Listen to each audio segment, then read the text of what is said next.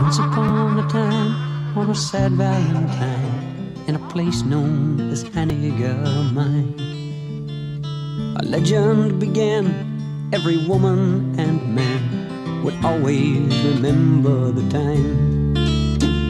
And those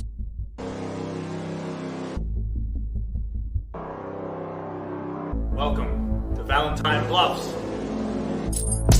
They're here for the Harry Warden Museum. Shh, we don't talk about that. Harry Warden. He was the sole survivor of a mine explosion. When he got out, the killings started happening.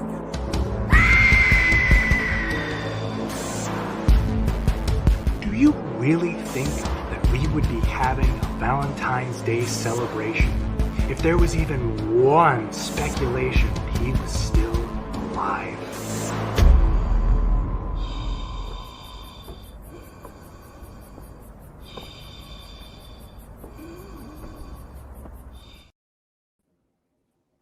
Is it over yet, Dan?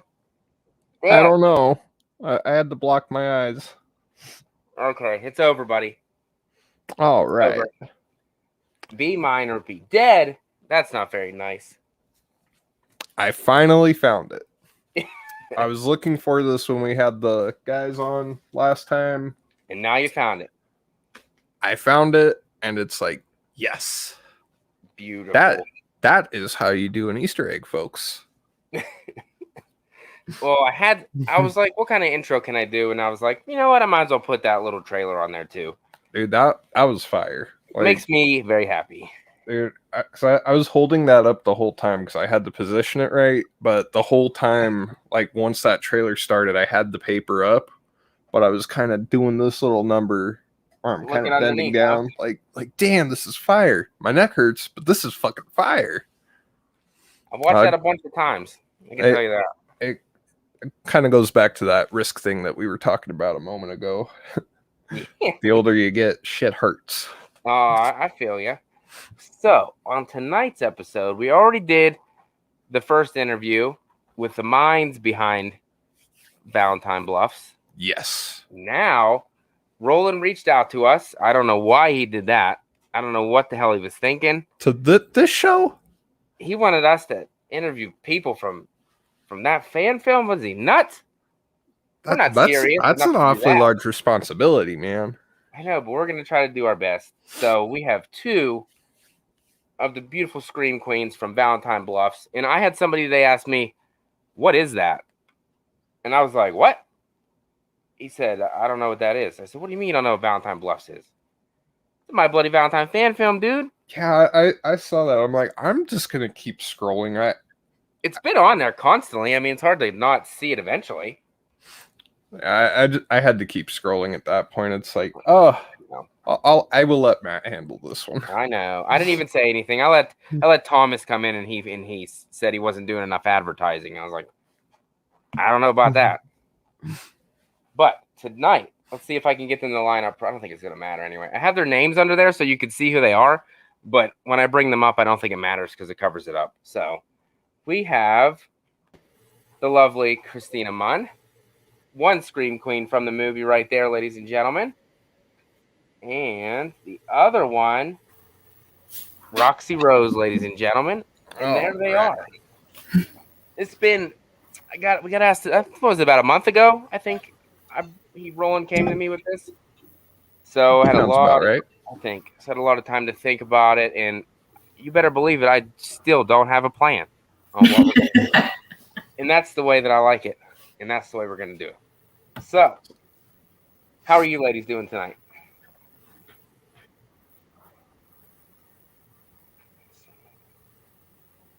So first off, I guess we will get to know these two wonderful people. Yes. I guess we'll start with the one below me. We'll go with Roxie Rose, and we will get to know her a little bit. So tell us a little bit about yourself. Okay.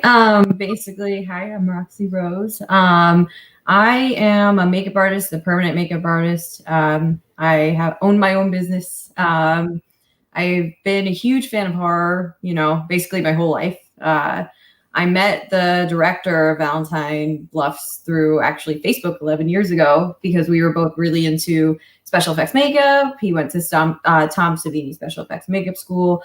I was going to go to Tom Savini Special Effects Makeup School. It never really worked out that way. Mm-hmm. But we kind of kept it in contact that whole entire time and kind of like worked out that way. He messaged me randomly one day and was like, hey, we're looking for a tattooed girl to play a bartender. And I'm like, sure, I'll do it. That would be freaking awesome. So that's how I'm involved. Awesome. Lucky. And Christina is back to going around in a circle because our internet in eastern part of the country is not very good.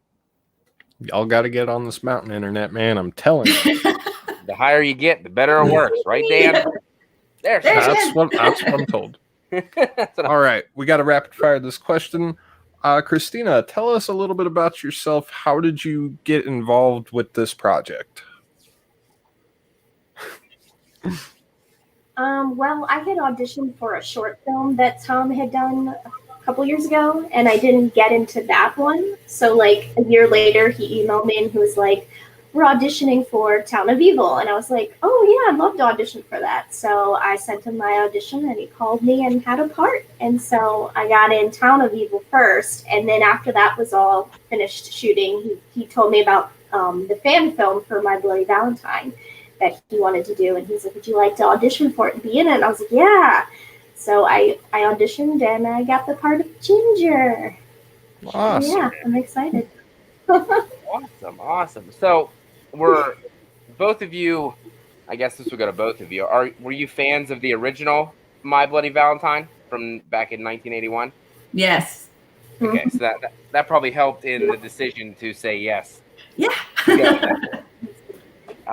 Obviously, you wouldn't, I mean, not that you would want to turn something down like that, because, I mean, it is a fun time, I'm sure, but it probably helps a little bit more when it's something that you really enjoy and will love to be a part of. So that's pretty sweet that you both do enjoy that film, and we'll get to be in this film. And hopefully, whenever they get to the shooting dates, I'll be there for one of the days because I'm going to be one of the extras in the bar. So that's pretty cool. Dan was going to come too, but he lives just a tad bit too far away. Yes. To come from Colorado to do that. So it's just going to be me, but still going to be fun. If they could like sneak me in there through like a Skype call or something, that would be legit. That would be so awesome. Like just have like a really blatant shot of Matt doing a FaceTime call. It's like, hey, sorry I couldn't go to the bar, man. Car broke down. That's actually a pretty good idea. That would be it'd be meta too. That's a good idea. I like that.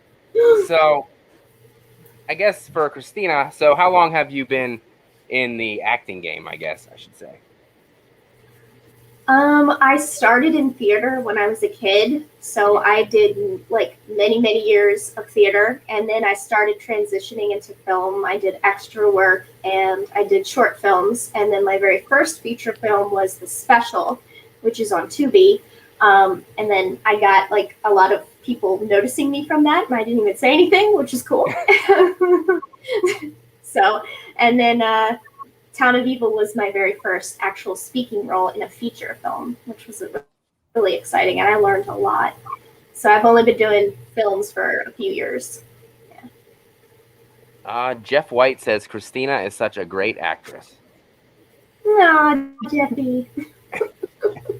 And Roxie, this is gonna be the first time that you have ever been in. Yeah, like I've done like it's not even, I wouldn't even say it was acting. I did something like an amateur thing. Like they did a horror film and they put it on YouTube. Like it's with my friends. So no, I've never done acting. I've worked in theaters as a makeup artist. So, I got to watch some of that, but first time. Awesome. So we got somebody who's done it and somebody first time. That's pretty cool. Two different perspectives going into this thing. So that's pretty cool. Dan, what else you got for these lovely ladies? Pertaining to the film, come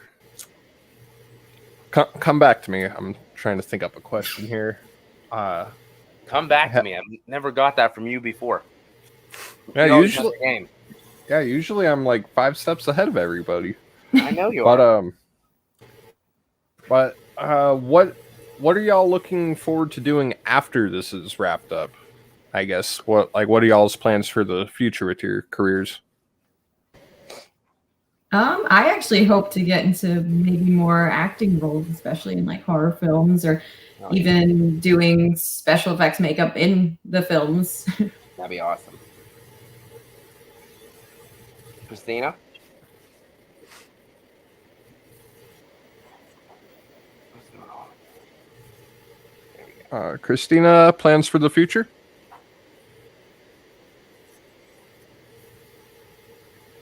Yeah, I want to continue working on feature film, independent films. Sorry, my internet is a little behind, y'all. Yeah, I totally get that. You're good. Okay. Yeah, I just want to keep doing independent films. I love horror. That's my favorite genre, obviously. I got the tattoos for it. But yeah, I just want to keep doing as many films as I can. Hopefully one day make a career out of it. That would be great. Absolutely. Be fantastic. Roland Keller says Roxie's a natural. She slayed her audition. So there's some high hope. There you go. Went in there and slashed it apart, huh? Oh, hell yeah. Thanks, Roland. Thanks for stopping by, buddy, since this was absolutely your idea, my friend. Trying to think. I guess I'm gonna dive off topic from the acting and the careers and stuff. So what, for each of you, what is your favorite horror movie? I guess we'll start with you, Roxie, of all time. See, that's hard. I'm a huge, classic Universal monster, movie fan. Mm-hmm. But if we had to really go into it, I would definitely say The Exorcist. All the way. Nothing beats that to me. But yeah, other than that, it would be Dracula, obviously Bela Lugosi, love of my life. But Frankenstein, but definitely Exorcist. Damn, that sounds like right up your alley, Dan. You love those Universal monster movies. I see that absolutely poster right there. Yeah, got the good old Exorcist. Hey, I finally pointed in the right direction. Yeah, usually I'm pointing in the opposite because I'm but yeah, the Exorcist. But you had me at Universal monsters. That's when it's yes. Yes, madly in love. You don't hear that too often from most people. They don't even usually bring those up, and I'm included because I don't really particularly like that stuff either. And I don't really like The Exorcist either. So yeah, I enjoy The Exorcist, but I go Omen. I go The Omen before Exorcist. I like The Omen. Mm-hmm. I do like The Omen. Roland says Christina dies better than anyone I've seen on camera. True scream queen. Oh, thank you, Roland. You die so beautifully. It's amazing. I love dying. In horror, that's the grand compliment right there. It really is. Yeah. It's true. I can't wait to do more in the future. So Christina, what would your favorite horror movie be? My absolute favorite horror movie and movie of all time is Scream. I love the whodunit. Alfred Hitchcock is always been one of my favorites. I love horror and mystery and suspense all in one, but Scream is definitely my favorite. Oh, I love it. But I love John Carpenter's Halloweens, the original Halloweens. I've watched them every single year since I was a kid. So yeah, that's definitely my other favorite. Thank you. Yeah. At least somebody brought it up. I didn't want to have to do it again. Yeah, it's no secret that this is a very Halloween-centric show. I don't know where you get that. I would never guess. I don't have any Michael Myers stuff behind me whatsoever. None at all. That's beside the point. Scream is a great choice. I actually love Scream too. It's not my number one favorite, but it's definitely up there. Somewhere. There we go. Cavern of Terror says Scream. You have a new number one fan. There you go. Cavern of Terror loves Scream. That's his favorite. I like Scream. Scream is good. Scream is good. A Yeah. lot of people hate on it.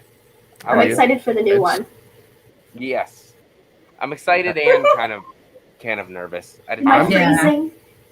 I I'm don't know how pissed to more tell. than anything because they should have called it 5 cream, like they did with 3, like Skirt 3 EM, Internet sucks. Scraform, like that they didn't put the 5 as the S for this one. I I'm know. pretty down about that, but I guess they're doing the Halloween 2018 thing where you rename it what the original was and just call it good there. Like you don't need to have seen any of the others. Just see this one. It's gonna make money. I mean, that's pretty much a guarantee. It's gonna make money. So, and then I'm sure that'll make money, and then they'll make another one, and then make another one, and keep dragging it on forever. Just like Halloween. What are you gonna do? Whenever they do a 6th one, though, they need to address like straight to what the hell was it? Straight to streaming. Like they need to address that in that very tongue-in-cheek manner. I'd like to see them do a take on that. Roland says, thoughts on Halloween 3? I guess that's maybe to everybody. He said, I loathed it as a kid, but I've grown to appreciate it as an adult. I guess I'll start. Halloween 3, I really enjoy. Once you get past the fact that Michael's not in the movie, it's a good little sci-fi horror flick. I like it a lot, actually.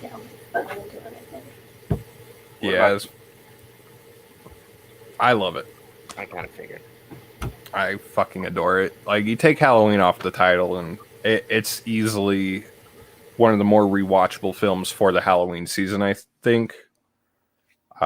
But yeah, you take Halloween and especially the 3 off of it. There's nothing wrong with it. Yep, totally agree. What I about actually 100% agree with him. That's my opinion. Dan's opinion.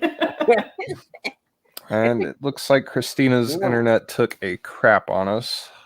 Man, it's like watching myself live because I do that all the time. I'm always the one going away and getting kicked off. Yes. So it's nice not to be that person. Not that I want her to be kicked off. I'm just saying. Hey Chris, how's it going, buddy? Chris, Fluffy or Snyder? I don't have the Snyder comment on screen. and Fluff and Oh, Fluff hell yeah! agrees with Roxie, and he is a huge fan of The Exorcist. Yay! Oh, there she is again. Now she's on the opposite side. Oh, can you see me from my phone? Perfect. I'm trying to get it from my phone now. Yep. My phone's better. Yeah, sometimes the phone is the only way you can go. Perfect. Hey, I can hear everybody. But yeah, I guess extend the question. Christina, your thoughts on Halloween 3? The Season of the Witch. Yeah, I don't really like it. No. Oh. Yeah. Fair enough. Fair enough. It's not Halloween. There's always got to be one. Always Yes. got to be one. But And I think we can all agree though. Tom Atkins' mustache game on point. He just owns the world with it. That's all I'm gonna say. That's all you need to say. Tom Atkins, best part of the whole movie. Like, fuck, you see him in the fog without a mustache, and that's the true horror of that film. Is that he didn't bring his mustache along. He left it at home. Like his upper lip is like it's freaking massive. I never really paid that much attention, I guess. Well, I was Now I have to distracted go by watch it. it. No. I was distracted by no mustache there. Like I had to once I got past that, I was able to enjoy the fog for what it is. That's what's great too. But anyway, yeah. Cavern of Terror says he doesn't have a mustache in Creep Show either, I believe. Creep Show, that's a good one. Mm-hmm. Robbie, if you're watching, I still need to watch that. Don't feel bad. I've never seen it either. It's really good. I told Robbie like 2 weeks ago that I'd be watching that soon, and I still haven't gotten around to it. I don't watch a lot of stuff. I don't even know why I have a channel or even talk about this stuff because I don't know very much. Wait, what are we talking about? Movies? Yeah, movies. You know, I only really talk. That's why I talk about Halloween. That's all I know. The hell are movies? Halloween and Friday the 13th and fucking My Bloody Valentine. That's all I talk. That's all I know. And then I get criticized for it, but that's okay. Oh, fuck that. I know. Fuck all that. Flamethrower says Tom Atkins charges directors an extra $500,000 for the mustache. There you go. That's an extra $500,000 that's worth paying. Just to get the damn mustache on there. I wonder what the insurance is for the mustache, though. Real?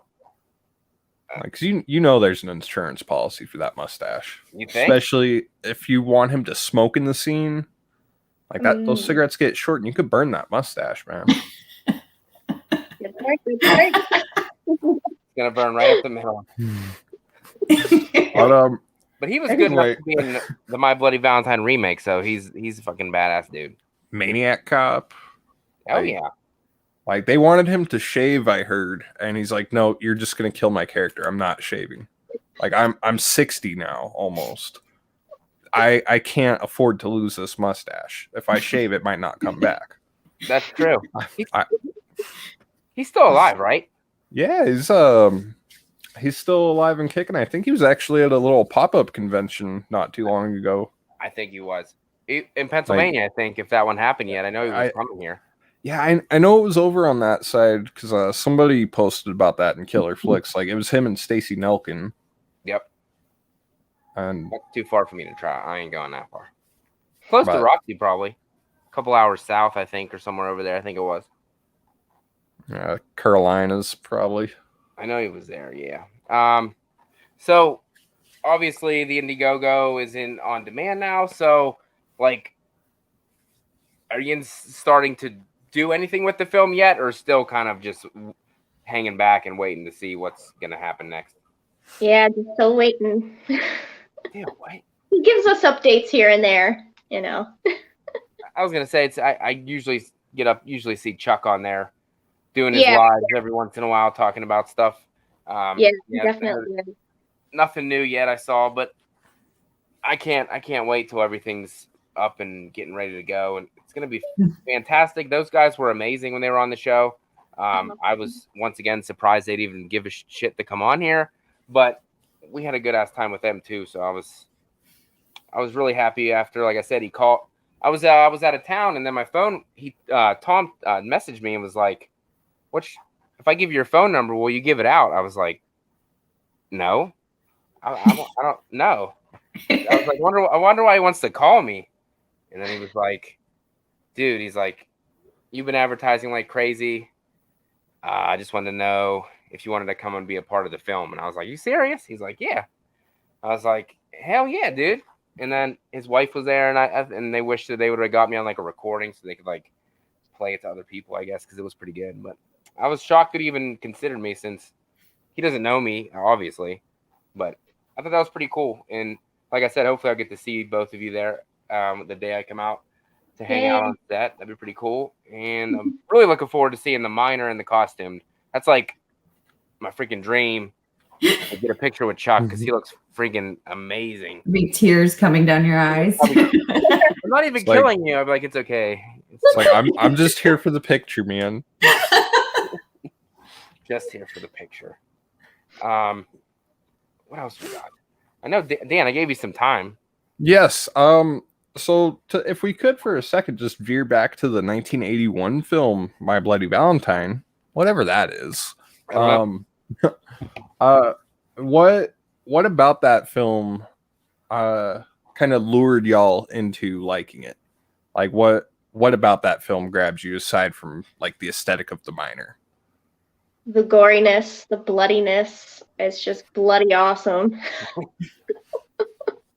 Yeah, definitely. It's just like one of those classic slasher, horror films, it just kind of touches you in the right place. Oh, yeah. Just gets you right in the heartstrings. I was just going to say that, damn it. I'm a sucker for the love triangle drama going on in the movie with TJ. I always forget the girl's name. Sarah, yes. I always want to call her Sally. I don't know why. But the Sarah TJ and Axel love triangle. That's it's like normally I wouldn't want that in a horror movie, but it works for this one. The title probably has something to do with it, but yeah, I really like that. That pulls me in, and it's like, you know, that it's one of those two guys going around being a prick around town. Being a prick. um, What if it would have ended up being somebody else? Then it would have been like happy. Things up. Yeah, happy. The old guy. Like all fucked up, has one eyeball hanging out. Like 'twas worth it.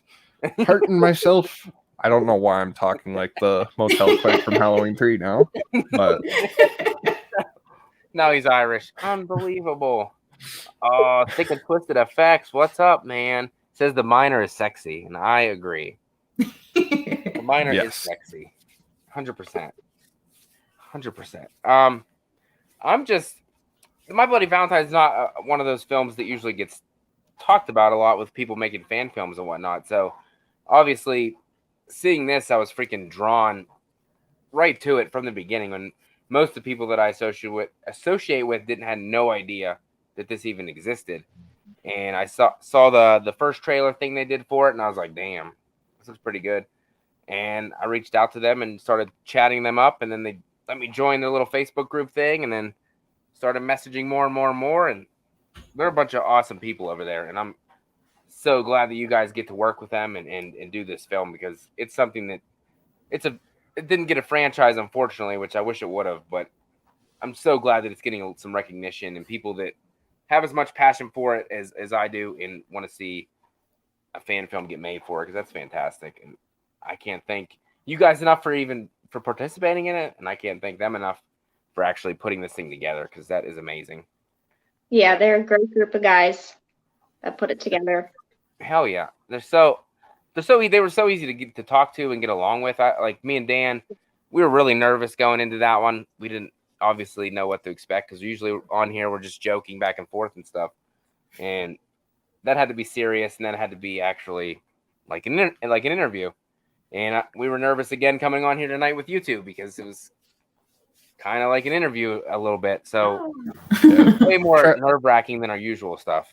Yeah, try to keep it like a lighthearted seriousness in this kind of case, because that makes it easier to get through. Oh, definitely. Little behind the scenes trick for anyone out there wanting to do these kind of interviews. So just laugh your way through it, and you'll be just fine. Yeah, that's what we try to do. I try to just make everything as funny and lighthearted as possible, so that it doesn't get so serious that we just sit here and stare at each other, which obviously it happens from time to time when you're meeting somebody face to face for the first time like this. So it happens, but we work our way through it like we usually do and do the best we can do. Yes. So besides like Christina said, Scream is your favorite. So besides Scream, like what are some other go-to horror movies for you that you like to dive into if you're feeling down or you're just in the mood for a horror movie? I'm totally a sucker for slashers. So like Urban Legend, Friday the 13th. I do love Hellraiser, the first one. The other one, not as much. I love more, I think 70s and 80s tend to be more my favorite style. I love the campy horror aspect, how it kind of straddles that line. Yeah, I do like some remakes. Evil Dead was a pretty good. Oh yeah, it was probably the best one I've seen. Dawn of the Dead. Dawn of the Dead was a really good remake too. Yeah, I love zombie films too. Those are like my all-time favorites, besides like slasher movies. So yeah. Beautiful. She said slasher, and that always goes straight to my heart, because that is my favorite. Yes. What about you, Roxie? Well, believe it or not, I'm into slashers, everything like that, but I kind of like more of like the sci-fi-esque kind of thing. Like I was just talking today, I'm like, I really love those Leprechaun movies. Yeah, love them. Don't know why. They're like scary but make you giggle at the same time. I'm trying to think. Like, also, I'm a huge vampire fan. I love vampire movies. 30 Days a Night, I think, was done very well. That's a good one. But yeah, that's me. Like, I love ghosts, like stuff like that. You know, obviously The Exorcist. But yeah, I'm more into like monsters and ghosts and stuff. So that's more my thing. And being that you're into the special effects and stuff, that Yeah. kind of makes sense. That's probably it. That's probably it. Because I'm like, why do I love all this stuff? And it's like, oh yeah, makeup. That makes sense. Oh, there we go. Look at that, Dan. Matt, I'm going to have you FaceTime Dan in the movie. That's a brilliant idea. Yes. Yes. We were just talking about that. There you go, buddy. That is awesome. Hey, Chase, how's it going, buddy? Hey. Carpenter Terror says, please tell me you like Leprechaun 4, Roxy. Like I said, I like them all. That's the one. I like them all. That's the space one, right? Yes. Dude, I was surprised how much I actually enjoyed that. Like, I went into Leprechaun 4 with the full intent. Like, I'd heard how bad it was. I went in getting ready to hate this film. I wanted to hate it by the time it was over.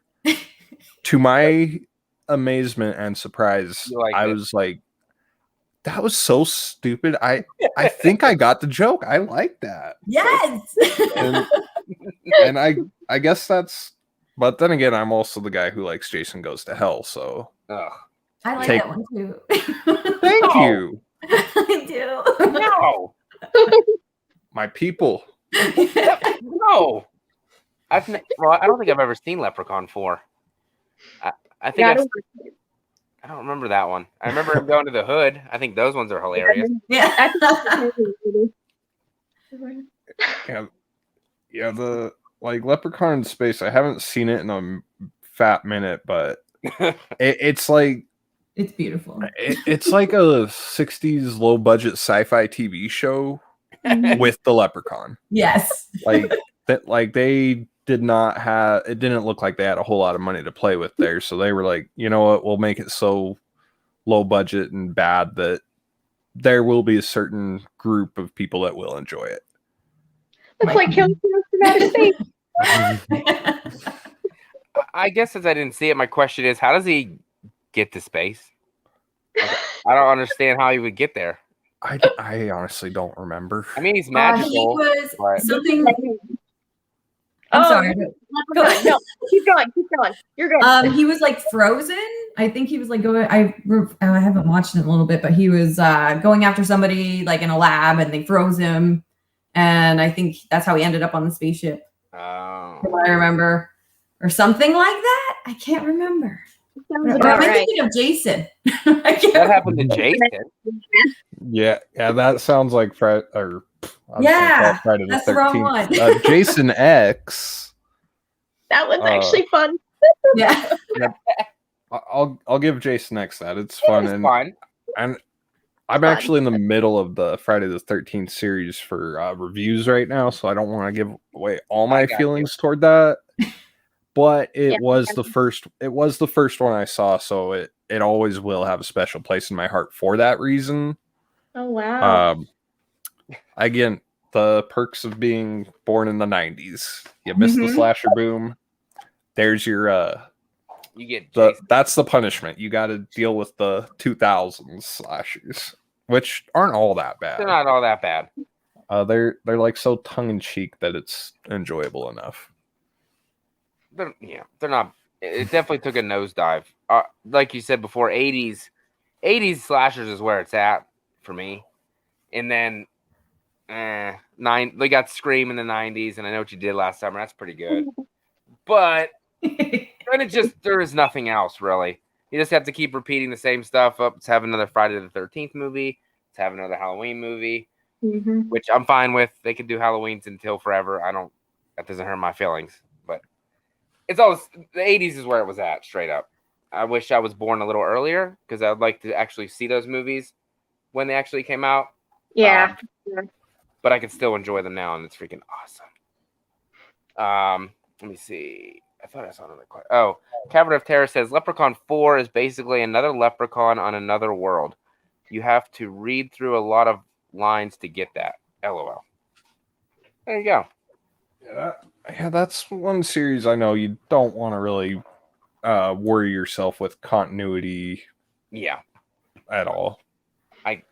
they bounce all over the place. So I really couldn't tell you that much about them. I've been wanting to watch them again because there are silly fun in those, but I just haven't. And I mean, Jennifer Aniston was in the first one. I mean, come on, come on. It seems everyone has one. Yeah, they've had some pretty, I guess you could say, higher profile individuals throughout that whole series. Honestly, I mean, in the Hood ones, you've got. I don't know because I haven't seen the Hood ones, but I know that some high profile rappers I think have appeared in those ones, right? Like, wasn't Ice-T in one of the Hood Leprechauns? I think so. I'm not too sure. I know that there was more like I don't listen to rap really, but Yeah, that like I thought I knew what I was talking about, but I'm like, wait, I'm not very well versed here. Sure. Ice-T, Lemon Tea, they were all there. Yeah. Raspberry, whatever. I think there was a rapper in it, but I'm not 100% sure of who it was. They always got to throw a rapper in one of these franchises at some point, right? Oh yeah, Busta Rhymes was in Halloween, duh. Well, Halloween went back to back with that. Oh yeah, they did. They had Cool James. Yeah, I forgot. LL Cool J did a good job. So yeah, he did. He's actually an actor in that. He's not a rapper pretending to act. Busta. That's a different story. Hit me. That movie was just bad altogether, so I guess it really didn't matter. Trick or treat, motherfucker. It's a good line. I do gotta ask this though. Do either of you like Halloween H2O? I do. I like H2O. I watch it every year. It's part of my. I skip 3 and I skip 6. Oh. Yeah, I don't like that one. There you go, Dan. Oh. That was that the main? No, wait. 4 and 5 was Jamie Lloyd, right? Yep. Yes. Okay, so yes, 6 I don't like. There you go, Dan. I don't know. That's his favorite one. Second favorite. Well, yeah, technically it is, but I know that the first is the greatest, so it's like 1, 6, and then it kind of shuffles. 3, 4, 18. No, don't say that. I'm with Christine on that one. I don't really like 6 that much either. It's okay. It's at the bottom of the list. Yeah, it went too astray, I think. Yeah, it's a mess of a film. I will be the first to admit that, but I have so much love for that I am blind to any legitimate criticism of that film. Yeah, that's why you got those sunglasses on. Ray Charles playing your piano. Gotta do the little sideways. Give me back. All right. All right. Fucking going more like Stevie Wonder with the freaking hair bopping to the side. That's what I was gonna say. Stevie Wonder. Close enough. Close enough. Anyway, does Roxie like H2O? The only thing I really like about H2O is like the early 2000s nostalgia of it. That's the only thing. Come like, on. How they dress, everything, just the ridiculously, like, you know, trick or treat, motherfucker. Like, That's what I'm for. Yeah, like the third act is really all that I really care for in H2O is that showdown. Michael! Yeah. It's like from there on, and then Resurrection with its beginning kind of screws that whole movie up. And no kidding. It's not H2O's fault that I don't like it. It's Resurrection's fault that I don't like H2O. I try to tell people this, and all they hear is, I hate H2O. I get it. No, I hate H2O because I hate Resurrection so much, and it shits on H2O, in turn hurting H2O. But You're right. You're right. How do you guys feel about the Rob Zombie remakes? Good question. I do not like them. Used to, but no. I enjoy the first one. I prefer the theatrical cut. at least for the escape scene. The second one, though, I'm one of those people. I enjoy Rob Zombie's Halloween 2. But I want to guess with all the tattoos that y'all like Rob Zombie's Halloween 2, right? I like the first one. The second one, the first 10 minutes was good. After that, no. Yeah. Again. Yeah, I don't know. I like them both. Damn it. I see why Christina's under me and then Roxie's under you because Yin's everything. It made sense that switching here. It worked. So, Rob Zombie's filmography overall, though, how do y'all feel about that? I love the 70s aesthetic that he has. It's so gritty and so great. I love it. I love House of Thousand Corpses and Devil's Rejects will always be two of my favorites from him. Absolutely. How do you guys feel about Free from Hell? It was unnecessary, but I enjoyed it. Yeah, I agree. Never seen it. Yeah, you really don't have to, but it was fun. Yeah. That's what I mean, I've seen the first two. I own the Three from Hell. I just never actually watched it. Like it's a more, I guess you could say it's almost like a family accessible version of The Devil's Rejects in some way, because it recycles a lot of beats from that film, but it also does its own thing and it's really worth watching for the third act, if anything else, or if for nothing else. I just feel like it takes away from.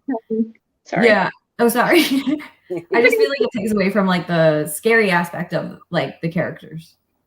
Like I feel like it makes it too like, oh, like, you know, fun. Like I liked how the other movies made them horrifying. Like they're serial killers, you know, they love to kill, but they like turned it into, oh, they kind of have feelings. They have for sure. Yeah. I gotta watch it. You'll understand. yeah, that actually is a good point. And in some ways, like the movie's existence, it does pull a Halloween Resurrection in that it really takes away from the great ending that The Devil's Rejects provided us. Yeah, absolutely. But gotta make the money. But we can't. That's why we don't have nice things, is because of sequels.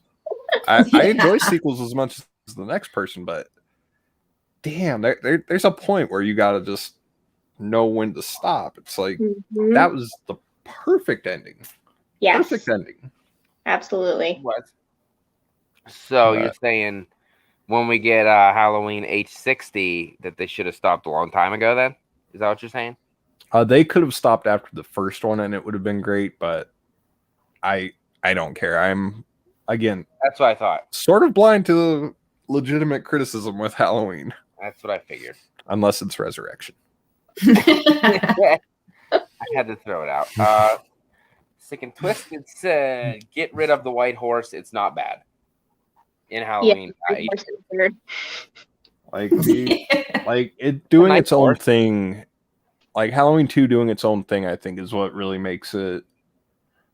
It makes it stand as one of Rob Zombie's better films. I mean, if you took the Halloween name and just altered the Halloween aspects of the film, like the character names and whatnot, I think people would really respect that as two films. Like if you just separate it from the franchise that it was birthed from, like I think people would come around to it and really appreciate them as being just really gritty and then later thought-provoking cinema. That's just what I feel on that, though. You're good.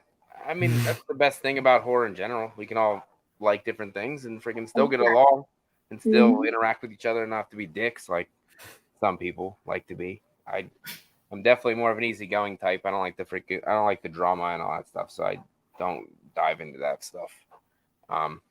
Boogman wants to know, off topic of movies, but he says, what are your favorite foods? That's way off topic. That's okay. That's okay. Greek is my favorite. I love Greek food. I'm an ice cream person. Great too. Yeah. And French fries. And a cheeseburger. Food. Ice cream. Oh, Ice cream. ice cream is good. Yes. So what's your favorite flavor ice cream then? Oh god, I like every bit, but I knew it. I'm that typical mint chocolate chip person. Me too. My fave. No, a lot of people like that flavor. I don't know why. I don't like that. I've never tried mint chocolate chip. You never tried it? It's like, well, she likes leprechauns. So that makes sense, right?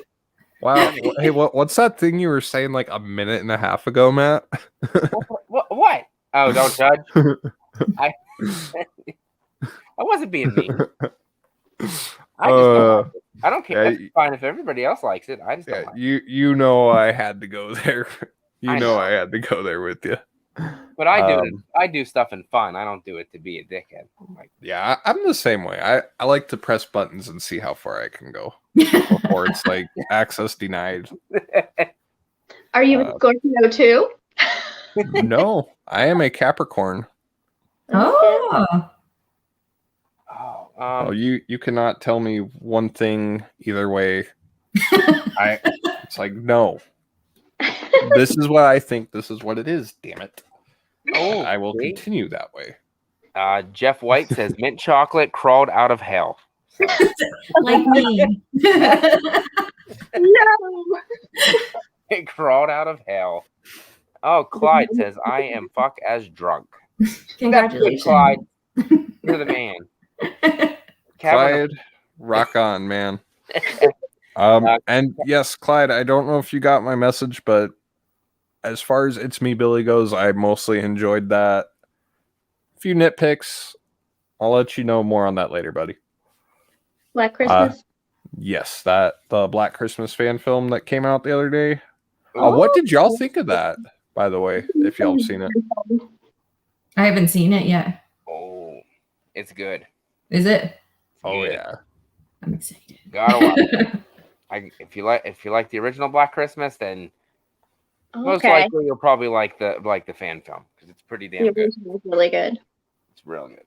Where to go? Cavern of Terror. What films are you two using to inspire yourselves for your roles in the film?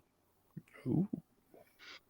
Well, obviously, the first film, My Bloody Valentine, definitely trying to get the feel of those characters and the ambiance of that film and try to create our own at least mine, create a new character that relates but is different on her own. So right. Being in the same town but of a newer generation, there's still a similar mentality that you're trying to show. It's like some shit don't change in small towns. Yeah, same answer as her. Oh, since you were going to be a bartender, I thought maybe you were trying to be like Happy. You don't want to be like that awesome guy. You don't want to be pulling pranks on people and then it backfires on you when the miner kills you. Maybe. I could see her being more like the spunky type of bartender who's like, hey, asshole, you've had like 2 drinks too many. Get the fuck out of my bar. That's kind of like what I'm going for, I guess. Like, cause I've seen those kind of bartenders in action, and it's always a hell of a sight to watch. Like, fucking that one guy, because there's always that one guy. He's like falling over, reaches for his drink and spills everyone else's. Somehow his is still intact. Spills it all over his shoulder because he couldn't aim for his mouth. That's pretty terrible. And then the bartender kicks him out. Yeah. And that's what she's here with words. Get the fuck out with words. So I guess besides your careers and your jobs in horror movies, what are other things that you guys like to do for fun? I love spending time with my son. Like, I have him most of the time, so like I'm always doing things with him. He loves to go to the drive-in, so that's like our new thing this summer to do. He loves that. I also write too, so I've written a couple screenplays, so hopefully one of them will be made into fruition one day. Awesome. I basically I like to go to the drive-in too. Like there's a place around here called the Mahoning Drive-In, Oh, I heard and they that. do a lot of horror films and themed horror stuff. I'm also you guys know I'm an artist, so I like to draw a lot and write and all that fun stuff. I do modeling, but I guess that's more of a job. That's fun to dress up and pretend, Yeah. It's not a job if you enjoy it, is Yes, what I've heard. exactly. True that. And Dan, do you enjoy your job? It depends. Are you talking about this one or the job that pays the rent? This one doesn't pay me anything, so I'm gonna go with your real job. And I like how I immediately contradict myself there. Which job? This one or the rent payer? But yeah, no, for the most part, I get satisfaction from my job. There's a certain feeling of power, and it's yeah, I enjoy this. That's a Capricorn coming out. And it's literally a customer service gig too, but it's so rewarding because it's people come in hey, I need this or that. No, this is what you need. You don't need what you think you need. You actually need this. And I 84% of the time I'd say I wind up being a little more right. There's a reward factor there, and I know that's the most narcissistic sounding statement, but I mean that in the least narcissistic way. It's helpful. Yeah. It's I'm sorry, but I know more what you need than you know what you need. Sure, you're you, but I know better. I work here, Exactly. Good shit, Dan. You know your stuff. Damn right. Do you got anything else for these lovely ladies? So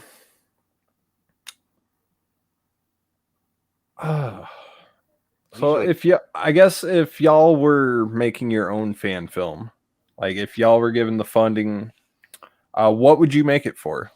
Any certain horror film that y'all would try and spin into your own fan film?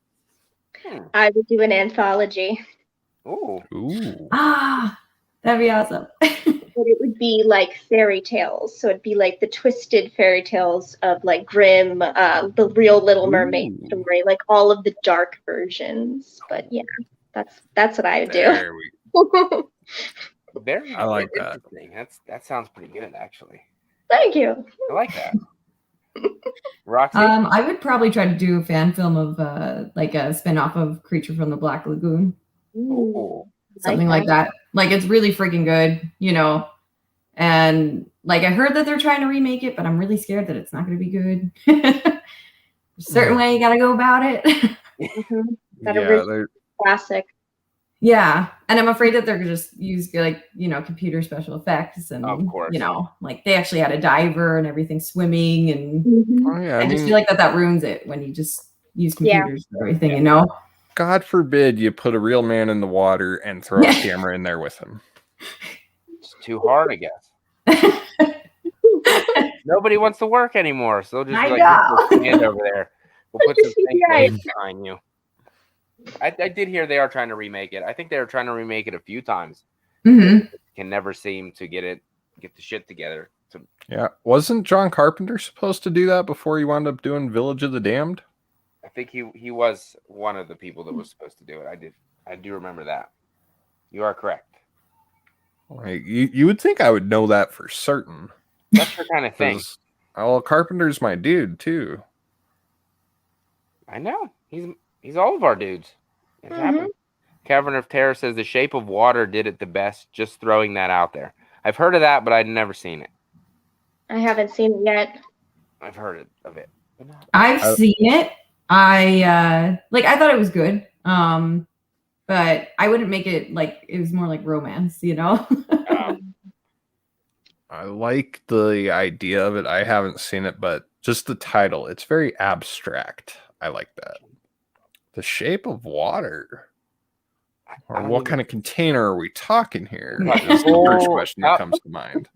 Glad container. Who knows? Glad it doesn't leak unless you poke it. But Then it's a new shape.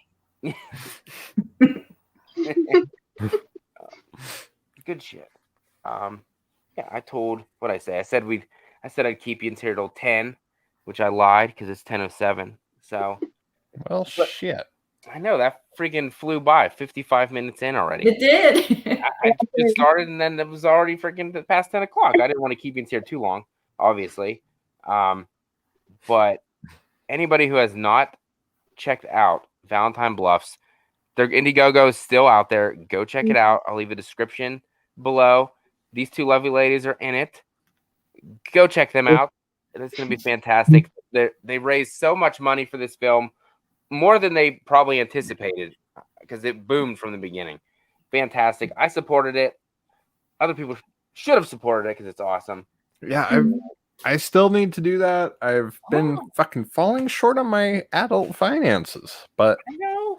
There will be contribution made by this son of a gun here. I had to. And I think they made enough money, so now it's going to be a feature-length film, if I'm not mistaken.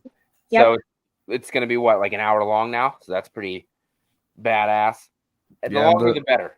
That's and I really like that for X amount raised, like for every certain amount that they raise from that point, add more stuff. They can add something else to it. So, guys, what the hell are you waiting for? Yeah, Dan. Go out there. Well, it's in anyway. It's in the comments. It says right there. You just destroyed the flow. Oh man, I'm sorry. He pointed at it. But yes, people, me.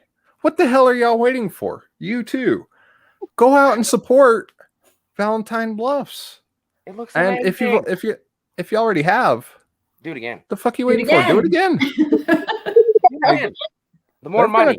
There have been a couple Indiegogos where I've fucking contributed twice or three times. You gotta do what you gotta do. Why? Why not? Why? What else are you gonna do with the money? You know what I mean? Cool perk on it. So yeah. It's like, buy water? No. No. I'm buying stuff for this Indiegogo. What do you mean there's a water shortage? Shit. Should have bought that water. Too late now, buddy. But no, for real, guys, go out there, support it, and ride my ass to support it too. Yeah, because I might forget, but I will definitely get on it. Anyway, flexing. So we and Dan want to thank both of you, Christina and Roxie, for coming on tonight. Super appreciate it. Like we said, get out there and support them because they need it too, because they want to be in this thing and they want it to be as awesome as possible. So yeah, and he's sick and twisted. Just said, don't pay the bills, give us the money to make it better. Yes. You lose your house, at least the movie's good. So there you go. You can rely on that. A lot of great movies have been made by putting up a second mortgage. Yeah. So guys, get out there. Put up a second mortgage on your house and support this film. You won't regret it. Nope. And you get to see our wonderful people. You can see them. You can see wonderful people even more. So definitely do that to see them even more. Thank you both very, very much for coming on and talking to us crazy dudes that don't know what the hell we're doing, but we try to make it look like we do. It was awesome. And you were awesome. So we want to thank you again. And thank Roland and Thomas and Chuck for allowing us to even do this. So thank you all very, very much. And you two have a great rest of your evening. Thank you. You too. You too. Thank you. Ladies. Dan the man. Matt the meat man. Matt. Dan should have been my producer with thinking like that. Hell yeah. My mind is always on rapid fire, man. Always shooting out ideas. I know. That's why I was shocked whenever you were at a loss for words, my friend. Yeah, because I was thinking of stuff all day. I just wasn't writing anything down like I did last time. And that's usually where I screw myself, is I don't record all my thoughts. I know. Like if I had recorded a lot of my thoughts, I'd be a fucking mega millionaire by now. You probably would, dude. I'm surprised we had this many people watching tonight because there were so many freaking streams tonight. It's unreal that I didn't even know about.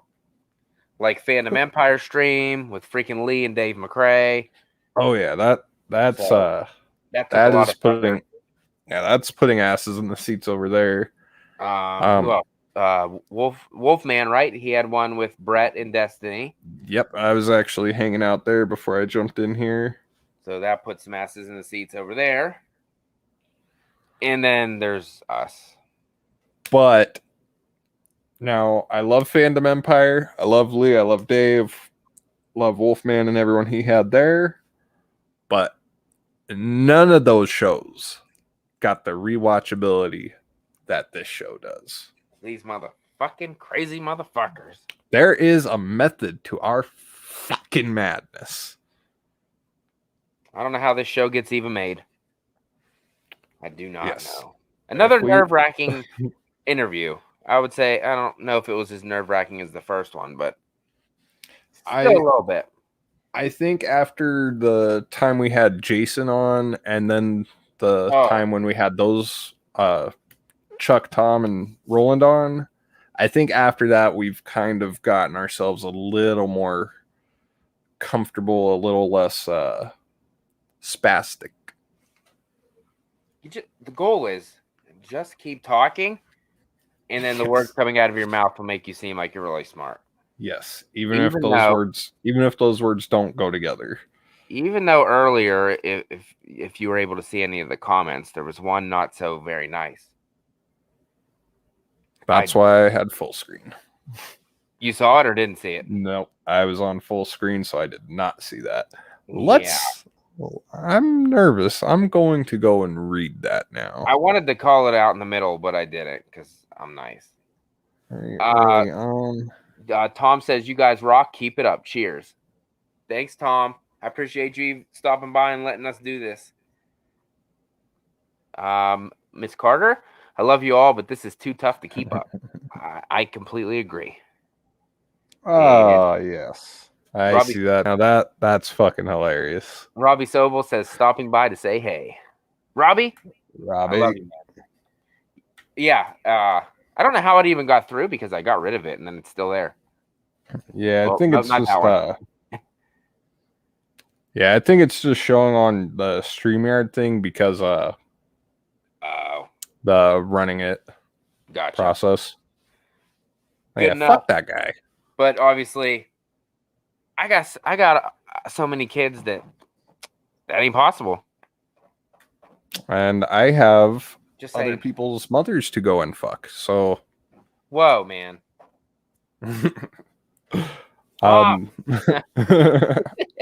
No, I'd fuck the other's mother because I respect you too much. I would fuck mother other. You don't want to see that lady. Oh, maybe she should make an appearance, like a wig on. Oh God. Oh God. What the hell did I just fucking create over here? Oh my gosh. I don't think I have any wigs though. That's not gonna work. So obviously you saw It's Me, Billy. Yes. I didn't film my review yet. I'm trying. I just didn't have the time to do it yet. Yeah, I probably will be doing that Thursday if all goes well. Yes, I think that's when I was going to probably do mine as well. I really enjoyed it a lot. I had a few tiny criticisms, but I really shouldn't have any room to criticize anything because I can't even make a movie and they did. So, but just a couple things that I was kind of like, oh, I didn't see Dave going that way. Yeah, a couple little nitpicks. I think I know the one you're talking about too, but I didn't see that coming. But that's the way they wanted to go. And also, I didn't know. I never really knew that they were planning on going to do another one. So that's a nice little revelation that kind of I think can make me rest easier. You look at It's Me, Billy as being sort of a dry pilot or a pilot of sorts. I just don't know. I don't know how I feel about it. I don't know. Time will tell. Obviously, it's gonna be another couple years, obviously, because I gotta do another Indiegogo and all that fun stuff again. Fun stuff. All that fun stuff again. That one's for you, Brett Man. Upon rewatch, all the fun stuff. He's over there Thanks to COVID-19, we are getting in horror our fan films. Actually, I think even in the theaters, most of the movies are freaking like horror films, though, that are coming out for the most part. It's because they're cheap to make. Well, yeah, and like usually when there's crazy shit going on in the world, there's that sort of that feeling to kind of create more horror films because of the real world horror being so outrageous that it just kind of sets the imagination into a sort of overdrive. Mm-hmm. Like you think about the late 60s and early 70s horror films, there was like the whole fucking Vietnam thing going on, really spawning those. The 80s was a whole fucking thing in and of itself. Oh yeah. But yeah, I don't want to get too into the politics, but like the politics and the way the world works really inspires, I think, the landscape of horror films to a very serious degree. I'm heartbroken, dude. We got a thumbs down again. It's probably that guy. I can't imagine who it's from. He's probably just mad because he knows I'm gonna fuck his mom. That name looks familiar, though. I don't know why. Oh well, Chad, what's up, buddy? And crew, good to see you back, dude. I think it's been a little while, hasn't it? I know he was doing some family stuff and whatnot, so I haven't seen him around that as much recently. I know, it's important stuff, man. Chad says I wear my sunglasses at night. Good stuff. You know it, Robbie. I think he's just high and his eyes are really red, but that's beside the point. No, he lives in Colorado, so it doesn't really matter. Yes. It's all good. Robbie says, I'm proud of you, Dan, throwing out the social commentary. Damn right. That's too smart for me. I don't do that. So.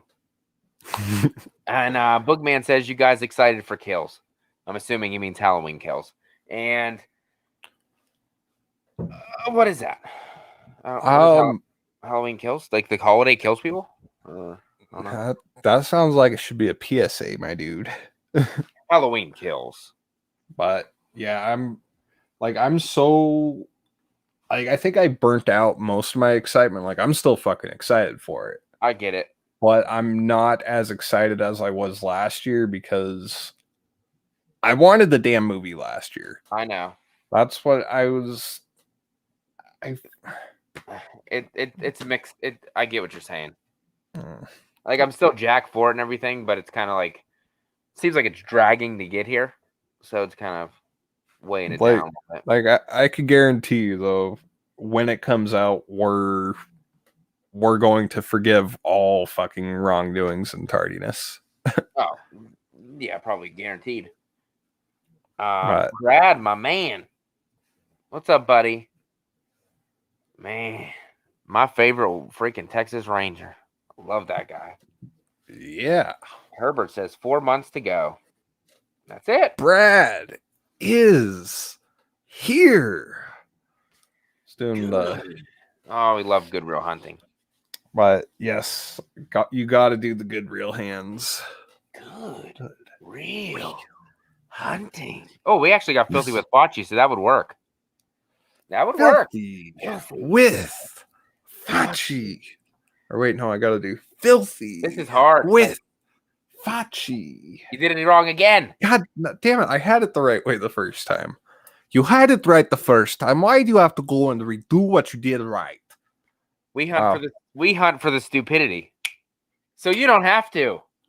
Yeah. Shit, if you're out hunting for stupidity, you're probably not watching this show. No, because we're virgins, and that's the only way we talk to chicks. We have them on our channel. Oh man, absolutely. Brad says both of you are naturals. Thank you. I've done enough shows with you now so I can do the hand movements and that weird shit that you guys do over there that I love. Crew, thanks, Facci. Just trying to spend more time with my partner. Have no idea how you do it, man, with a wife and kids. Either do I, my friend. I get yelled at a lot. But that's okay. Yeah, the yelling at is... It hurts, but you can make it through it. I mean, it isn't like I have a stream like multiple times a week. I only do one, occasionally two, but not that often. And videos, for the most part, I try to do those in the morning as early as possible before anybody's awake anyway, so that doesn't interfere with anything. And then I'll edit while my kids are watching stuff on a tablet or doing whatever. But like I tell her, I could be doing a lot worse things. I could be sitting at the bar for hours at a time. I could be doing fucking selling my body at the street corner and selling crack. I'm sorry, but the selling your body part, that fucking killed me there. Nobody's buying it, but I'm trying to sell it. It's like a Goodwill. Nobody's buying, but I'm trying. Discounted 50 cents. And they're like, no, thank you. Like, free. No. Free? No. Okay. If you can't sell it for free, what do we got? Gotta go someplace else for that shit. What are we doing here? So which? Herbert says. So which slasher outfit was the coolest? Harry Warden, the miner, or the Prowler, the soldier? I would go with Harry Warden easily. In theory, I don't know why I said in theory to make it sound like I'm about to get fucking smart here. Like, I really like the Prowler's get up, but I don't know, man. I probably got to go Harry Warden too with the miner. Harry motherfucking Warden, or is it Axel Palmer? Either way, and I hope everyone in the chat has seen the film now. Oh, I just fucking blew it. Or TJ, or wait, no, TJ, Tom. It was TJ in the first one, Tom in the remake. Yeah, it was the big dude in the... What the fuck is his name? Hollis. Hollis was the miner. Somebody in the chat said that I'd be a good Hollis. I was like, okay. Okay. Robbie says Matt's selling his body on OnlyFans. Go check it out. Matt _ my last name. I am on there. And it is literally Matt _ my last name.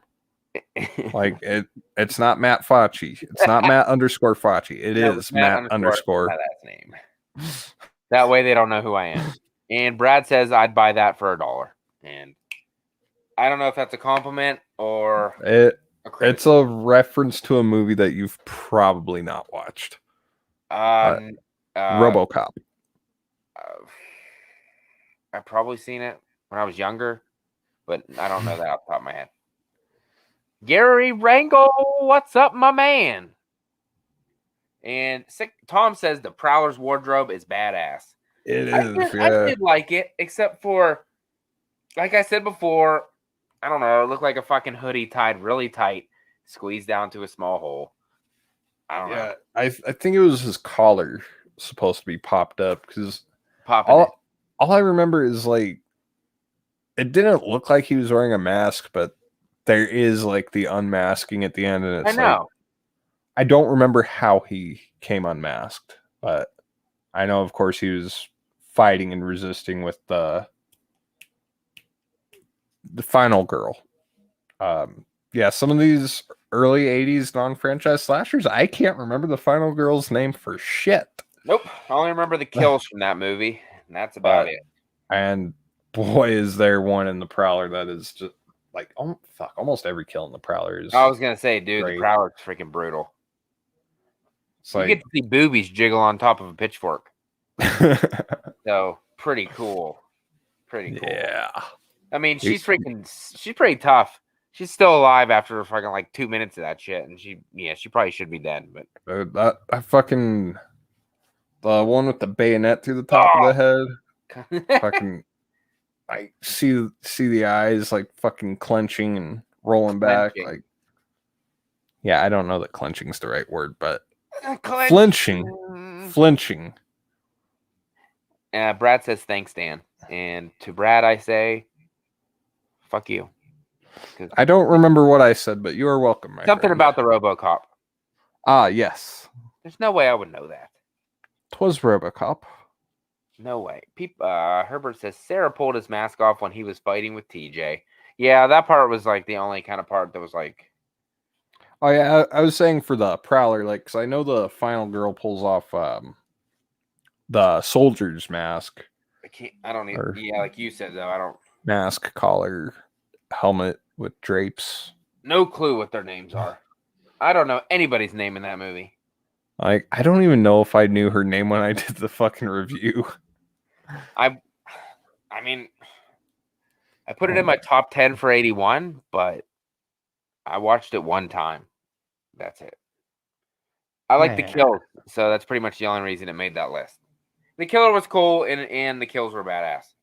Tom Savini, as usual. Yeah, and I mean, you got Joseph Zito directing it, the guy who did the final chapter. So I mean, you have him and Tom Savini there again. Is that new? Is what new? The final chapter. What's that? Oh, you're fucking with me again. I'm fucking with you. I know that one. That's that's the third Chucky movie. Yeah, yeah. I was about to say, Matt, I'm trying to look something up here, and you're throwing these jokes out. Like, wait, hold on, stop everything. Final chapter. What the fuck is that? That is Saw 7. Good Friday the 13th review, by the way. Oh, thank you. And stop knocking yours. It was fucking fire. No, dude. No. Dude, you tackled Friday and Halloween at the same time. I watched that in itself. It is bad. That in itself is a fucking feat to behold, though. I really prefer my kill ranking video better than the fucking review. Yeah, I was starting to watch that and fucking had a phone call that I had to take care of. But you fucking had me with that intro though, dude. It's like, what, you talking about the ass and the grass and the fucking cash? Yeah, 'cause I saw something about that in the chat before I started watching that. I'm like, what the fuck are y'all talking about this time? And then I had to go to camp, baby. I'm like, I don't know what y'all are talking about. I'm just gonna watch Matt's video. And then I hear that. I'm like, oh, that's what they're talking about. Obviously, when I watched the ranking video compared to my first one, obviously, a year makes a big difference in how I act in front of the camera. So it's way better. And I had a lot more fun doing it. All right, there we go. Pam McDonald was the survivor girl in The Prowler. Yes, thank you, Herbert. And thank you, Tom, also, because we were both like, I don't remember why the Prowler gets unmasked, but he's explaining it there for us. Pulls his mask off because he was having a hard time breathing because he had the pitchfork in his back. And she blasts his head off. And that was just beautiful, Tom Savini. So, which Tom Savini head explosion did you like more? Maniac or the Prowler?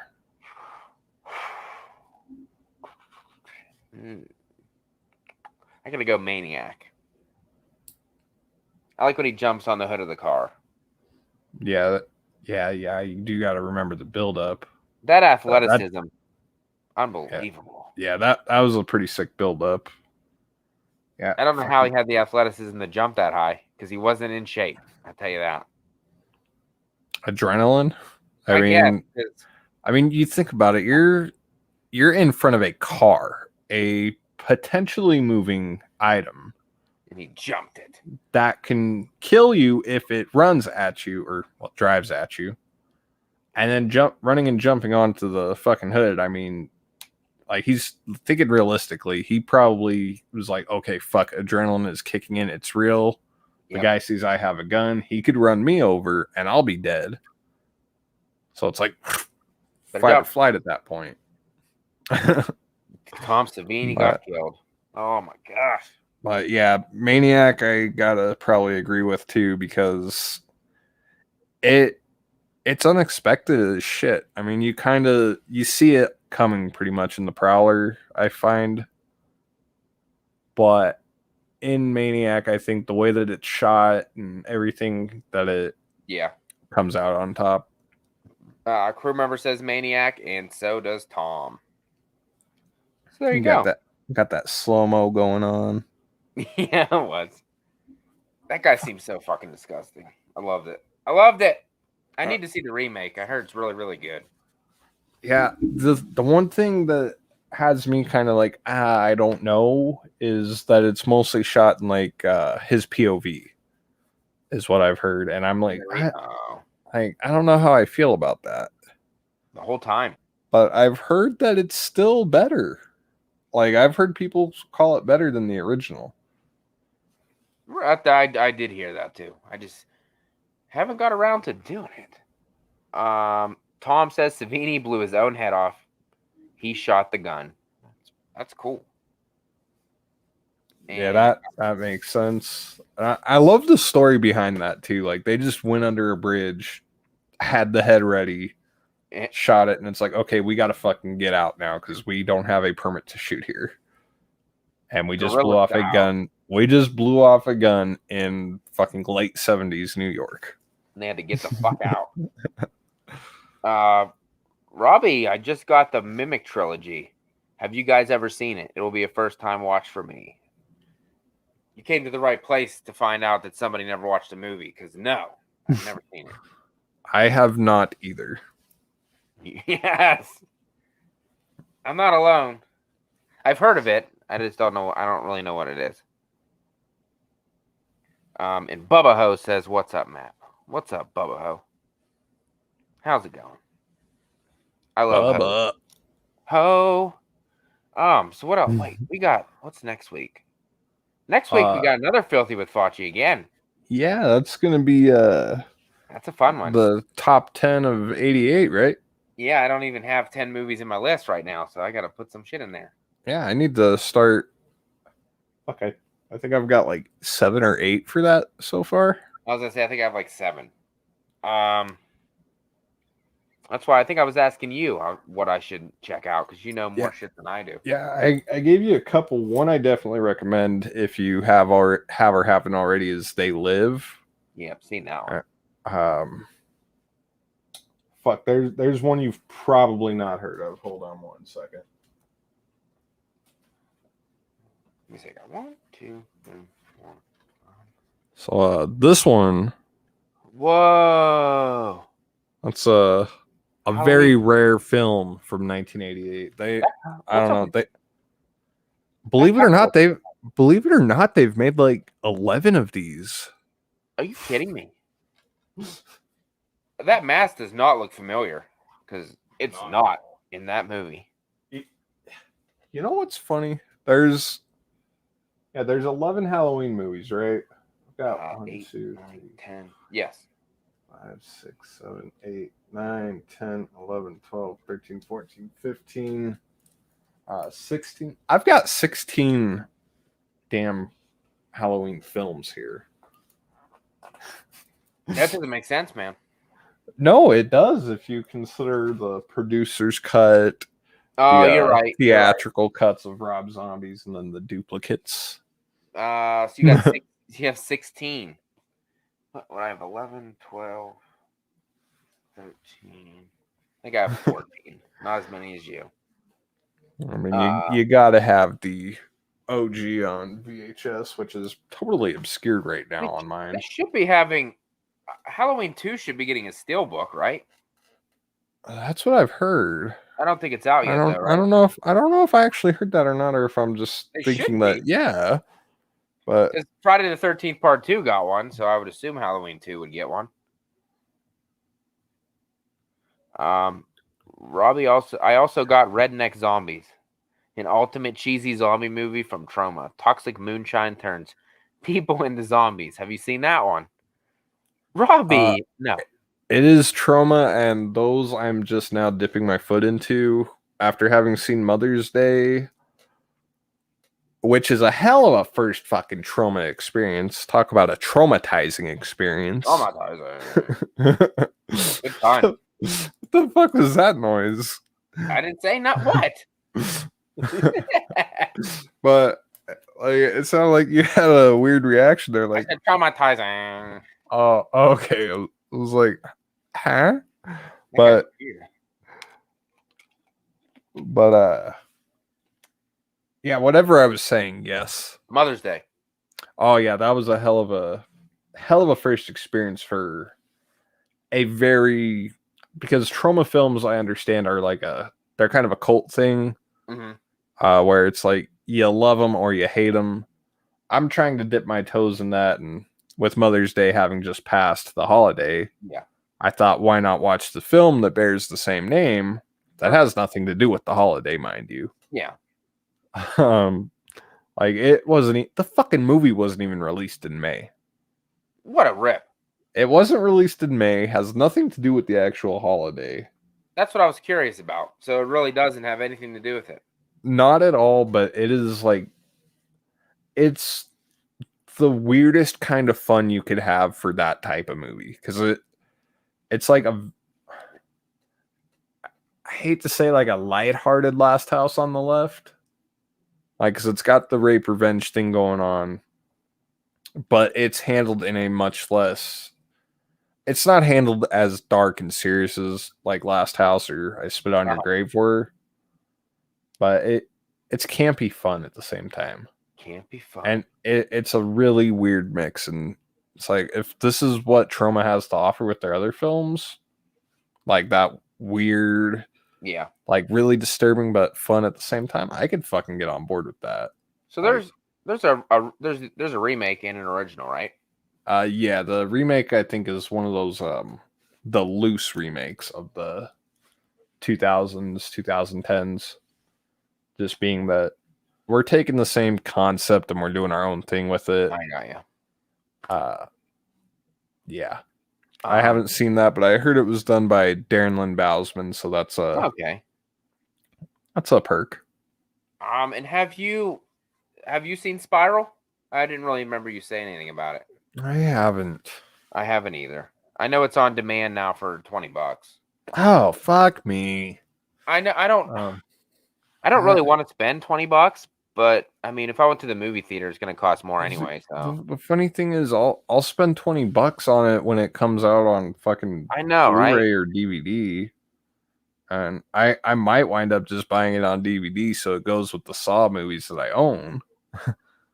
I mean, I want to see it, but I'm not really into Saw that much. Did you see Quiet Place 2? No. Oh my gosh. Let me just say I have not seen anything from 2021 yet, except for The Wrong Turn. And It's Me, Billy, of course. Oh yeah. Twice. Oh yeah. Twice. Yeah, outside of Wrong Turn and It's Me, Billy, I don't think I've seen anything from this year. Well, In Search of Darkness Part 2. Is that like a, I don't know, I never understood. Is that a movie or is that like a movie about other movies? It's a documentary. Okay. Because I was like, I saw everybody talking about it, but I really wasn't sure what it even was. Like, it's almost the ultimate in overall 80s horror exploration. Did you like the Crystal Lake Memories documentary that they did for Friday? It's like that, but for horror period in the 80s. But because there's so many films to talk about, they don't go as in depth and at length with it like they could in Crystal Lake Memories or Never Sleep Again. But it's fucking great. They're both great. Are you gonna go see the Conjuring? The Devil Made Me Do It? I would like to, but I'm not gonna count on it. I might watch that one. I got HBO Max, and I know it's getting released on there, so I might. I've never seen the other ones, but this one kind of intrigues me, so I might watch it.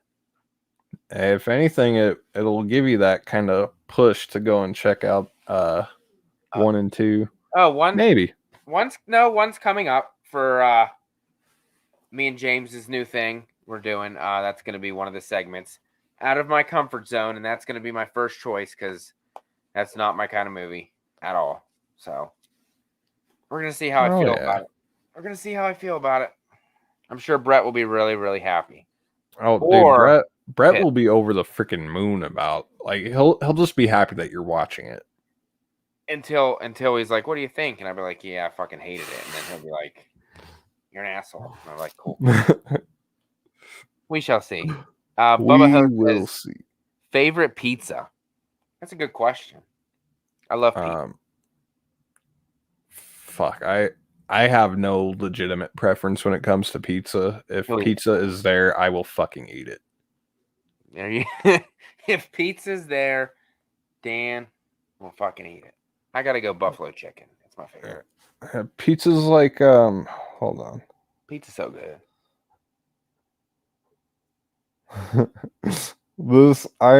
I shouldn't have to work this hard for this, but fuck it, I'm doing it. He's digging deep. Digging into the comments to figure out what the hell that name was. Anyway, there was a dude who left a comment here. I can't find his comment in our feed. Oh, there it is. Pizza is like sex with John's mom. When it's bad, it's still okay.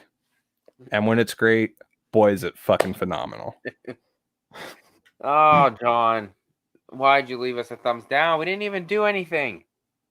I don't know. I'll take a thumbs down for doing something that we did that pissed people off, but he was just mad that he wasn't talking to them. I think that actually might have been a possibility. But anyway, that's something that can't bug us too much. Oh, sled gang, James Graham, what's up, baby? Boy, that's coming up. I'm looking forward to that next week. I think, what is that? What's today? First. That's next Thursday. Yeah, today is the 1st. Next Thursday. Top 10 from 1988. Thank you, James, for pointing that out, because it's not as good as I thought it was going to be. Just like 1981 wasn't as good as I thought it was going to be. So next time, it's my choice. 1964. I'm going 2002. Halloween Resurrection, number 1. I think that's from 2002. I think. Yeah. It is. Yeah, it is, but it's like Wolfman. What's up? Fuck, was the others 2001 or 2002? I mean, the others? I want to say 2001. Well, fuck. You probably like that too, don't you? Dude, I fucking love the others. So fucking boring. You shouldn't have thought anything less. Yeah, I'm like, I know that is not where his name comes from. I know for no. No. Dude, that is probably the most fun I had making a fucking thumbnail too, because I couldn't see what the fuck I was doing. So I put the little fucking drapery thing over my head, and it's like, and this is when I was still relying on the mask. Like, I didn't want my face seen very well. Yeah. So I kind of double layered that. It's like, okay, you can kind of tell that there's a face under there. No, we thought you were a monster. I mean, you were in front of blinds, so maybe you were a monster. I remember that back in the day when I first watched your nightmare reviews. I was like, "Who the fuck is this person?" I was like, "I'm not liking his videos, and I'm not watching these." And then I was like, "Wait a minute, I'm watching these." And then wait a minute, we got a show. Yep, I think it was the Halloween movement. I think it's like, well, fuck, this crazy man is doing Halloween. Let's see what he's doing. And then the mask came off. It's never been the same. Never been the same. He's crawling to 200 subs, people. Come on. Hashtag crawl to 200. I should have had past it already. Dude, I'm about, and I'm fucking serious, I'm about to make like a really indignant first anniversary video live if I haven't reached 200 by that point. I don't get it, dude. Like, I guess you could say I'm a little embittered by it, but I keep rolling on. I know you do. We're all semi-smart when it comes to this shit, but I think you're like the smartest motherfucker, and I just don't think people like to hear it. That's all I'm saying. It's like, are you guys mad that you gotta learn? I think that's what it is. No, what fucking gets me though is when you see you see the numbers go up, and every time it starts going up, there's one that takes it back down, and it's like, I know. You fucking cocksucker. I just don't get it. Brett wanted to pop in real quick and say, hey, you guys. Hey. Oh, we're playing Mary Fuck Kill. Yeah, with, I was just going to get to that one. Oh! Okay, fuck, Mary, kill. Danielle Harris, Scout Taylor Compton, Marcy from the OG Friday the 13th. Cruz says, fuck Danielle, Mary, Scout, kill Marcy. I agree with the kill Marcy because I don't want that. Fuck that lady. I mean, but compared to those two, man, shit. Then it's Danielle.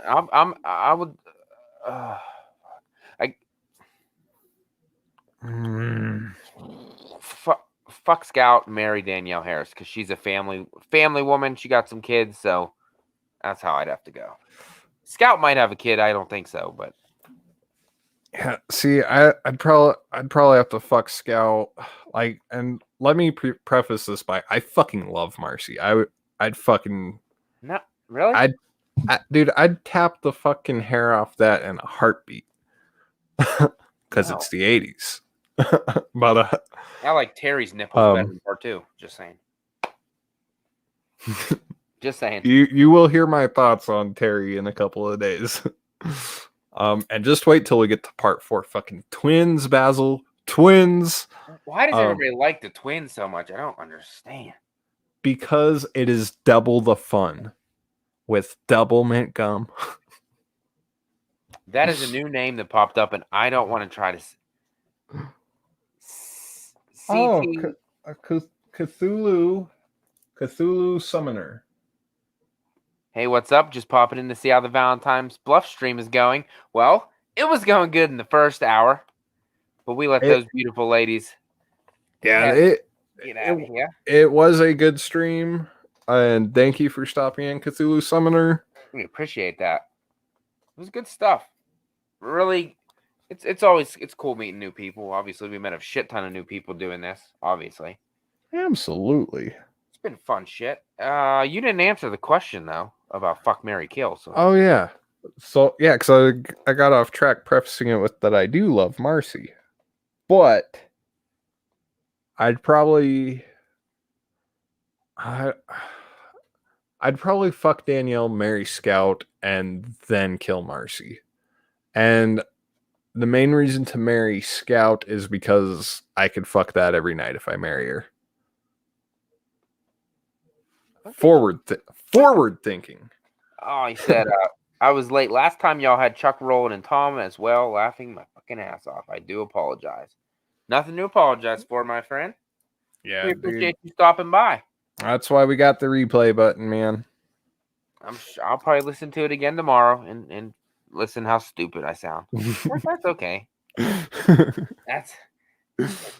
everybody don't know how I sound by now, then oh well. Dude, like the happy level there, like the level of happiness with just listen to how stupid I sound. It's okay. It was like such a scary level of happiness there. It's so scary. It's like I don't think I've ever been that happy about anything in my life. I've been happy about being so dumb. It's like hey, the plus side of being dumb is sometimes you're so dumb you don't realize just how bad things are. That's the best way to do it. And there is happiness in that. Better to be stupid than to worry about everything. I think they call it ignorance is bliss or some college level shit like that. College level. Oh, Robbie earlier said, I also have the original Halloween movie. Have you seen that one at least? Is that the one by John Whittler? John Woodcutter? John Wilkes Booth? Is that right? No? That's not the same guy. Isn't that the guy who killed Abraham Lincoln? Yes. Knowledge, baby, is power. And real quick with since we're butchering John Carpenter's name for shits and giggles, you know how in Scream they had stop it, Sydney. You're starting to sound like a Wes Carpenter flick. Yeah. Is John Craven a thing in that universe? Wes Carpenter and John Craven. Because you got to take note. They address Halloween and A Nightmare on Elm Street in the first 10 minutes of that film. Mm-hmm. So that immediately puts Wes Craven and John Carpenter as being real. Yet, there are name-swapped versions of them existing possibly in that universe. Mind blown. Scanner's head explosion. Initiate. I'm a huge fan of the janitor in Scream. Fred. He's a good dude. Yes. Oh, sorry, Fred. I do the social media for the Instagram page, actually. I'm also the account owner of the Insta Horror. Just trying to make sure I check in with each of our helpers / contributors. Hell yeah, man. I will freaking help and sponsor and support Valentine Bluffs until that son of a bitch is in my hand as a Blu-ray copy, my friends. Until I'm wearing that beautiful Fright Rag shirt that will be here in... And the damn miner costume. Scream used. Yes. Dude, I had $8,000 just sitting around, and I said, what the fuck? I'll just buy it. If anybody deserves that for fucking a pity giveaway, it's my boy. I'm working on that stuff. I told you I was trying to make my own costume. I got the helmet, and I ordered the gas mask. It's coming from I think Russia. Oh, jeez. So it'll be here at the end of the month. Definitely make sure that you clean it. Let that shit air out, because that's scary, man. I'm ready for it. I ordered one, and then they never got back to me, so I had to cancel it. So I ordered another one. Oh, I'm excited. See, that should show you this man's level of love for the My Bloody Valentine as a horror property. It's good I mean, Matt loves this movie more than most people I know. Like, I enjoy the movie, but this man fucking loves it on a level that is absolutely unreal, and that's admirable, because it's up there with Halloween. It's one I didn't realize people loved that much until he pointed out how much he loved it, and then next thing I know, Valentine Bluffs is a thing. It's like I think in some way Matt is a trailblazer for the love for this film. You. I don't know. It's fucking weird. It's probably not normal, but when I watch those kind of, obviously I love the original, but in the remake, whenever Tom is smashing those lights as he's walking down the freaking coal mining hallway thing, I don't know why. I fucking walk down my hallway and do the same thing. As psychotic as that probably sounds. It's pretty fucked up. But if it makes you feel any better, when I walk downstairs... Don't say it. You walk. I do the fucking Nick Castle. The Nick Castle double step when I go down the stairs, man. Oh, I ain't gonna lie. And when I turn corners, if I'm out walking, if I go around the corner, I do the fucking fisherman. You know, like the way the fisherman walks with urgency in the first I Know What You Did Last Summer. Like, I do that, like, fucking ain't fucking around turn. The fisherman. Or it's like, it's fisherman, not fisher lady. I'm talking to you. I Know What You Did Last Summer TV show. Do not. I don't know. No. I had to sneak an Anchorman joke in there somewhere. No, are they... For that, was that coming to Amazon? I forget off the top of my head. I'm not sexist or anything, but they're not really making it a lady killer, are they? Oh no, I just had to stick an Anchorman reference in there. Not that I care. If you want to do a lady, I guess go ahead. But with the 007 scare that they might make a female 007, I think. I guess we'll just get it out there. You fucking have a character that's created a certain way. There's certain things you can't do to recreate who the character is. You just can't do that. Yeah. I mean, I get what they're trying to do for publicity and for the greater good and forward thinking, but yeah, come on. There's a fucking point you got to draw the line. Yep. Man. Okay, so we got Filthy with Fauci coming up next week with James. James. What the hell? Oh, our special boy. What the fuck? Who else?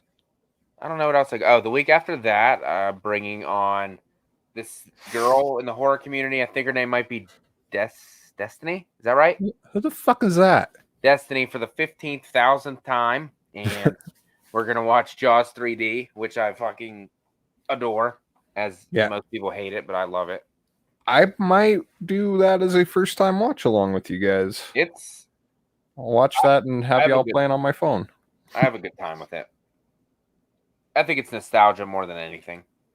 Oh, wait, I got to read that. Herbert says, who busted a gut laughing when the fisherman clotheslined Freddie Prinze Jr.? The fisherman went WWE on him. He did. Yeah. Yeah, that was pretty fucking badass. I'm not gonna lie though, I can't remember if I got to it on our Stream Demons episode, but some of the fucking faces that Ben Willis makes in that third act, like whenever like he's gritting his teeth at Julie, it's like, dude, your face acting like 5 times harder than you need to for this fucking performance. And when he's like, I think it's when he turns the boat at a certain point and he just smiles through the fucking the cockpit. A cockpit. An airplane. Whatever the fishing boat equivalent to a cockpit is, this goes to show you I'm not always the smart one. The cockpit. Whatever he smiles at her from there too, and that's like gives her a smirk. It's one of the few points in that movie where I legitimately facepalm. It's like, oh, like I'm watching this alone, and I'm like embarrassed. I'm watching it just because of that one facial gesture. It's like, oh, but no, I still fucking love that movie. Crew says Robbie says if our crew is the losers club of YouTube, Destiny is Bev by default. Yeah, has to be. What else? I know you got your Friday the 13th Part 2 review coming out on Friday. Yeah, I've got a lot of shit that I'm going to try to get out this month. So of course, Friday the 13th Part 2 this week. I have an American Mary review that's supposed to be out here in the next week or so. I think Final Girls Part 2 should be ready also here in the next couple weeks. That's one I've been teasing for fucking ever, it feels like now. So yeah, Final Girls Part 2. Fuck, I knew I should have wrote some of these down. It's Me Billy. It's Me Billy review, yeah, because there have been some impromptu deals coming up. There's also another Patreon review for Black Mass, so I need to try to get my ass to seeing Black Mass so that I can review Black Mass. Yeah. So that'll be a return to the Mobster Monday. All right. And I've been wanting to get back into that a little bit too. And near the end of the month, myself, Nick Cooling, and crew member will be over on Jason's channel. The Return of Metal Thrashing Madness. All right. We'll be talking Alice Cooper with the J-Man. All right. That's pretty much everything I've got going on for June, essentially. I was going to say, I'll have my Friday the 13th Part 2 kill ranking out. That'll probably be out on next Monday. Hoping, like you said, to do It's Me Billy. Probably record that Thursday. I don't know when I'll release it. I don't really want to release it Friday. Not with all the Friday stuff going to be out. What else I got? Then I'm just keeping up with you guys. Friday, every Monday, I'll probably put out the kill ranking. And like the weekend recap. Yeah.